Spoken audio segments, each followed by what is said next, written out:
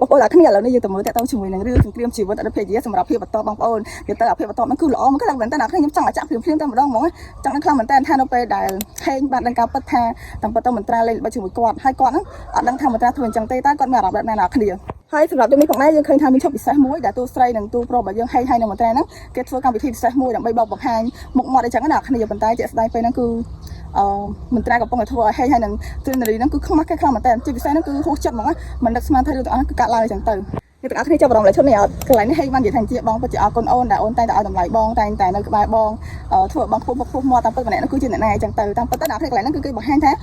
គេប្រហែលជាគេទៅសារទៅលើស៊ីនារីតែមិនមែនជាទូស្រីរបស់យើងមន្ត្រាអញ្ចឹងណាអ្នកគ្នាប្រហែលជាហេងគិតថាធ្វើឲ្យមន្ត្រាហ្នឹងឈឺចាប់អញ្ចឹងទៅប៉ុន្តែអ្នកទាំងអស់គ្នាអ្វីដែលហេងហើយនឹងស៊ីនារីមិននឹកស្មានដល់គឺហេងមកកម្ចីអនឡាញកម្ចីចិនរាប់ម៉ឺនដុល្លារអ្នកគ្នា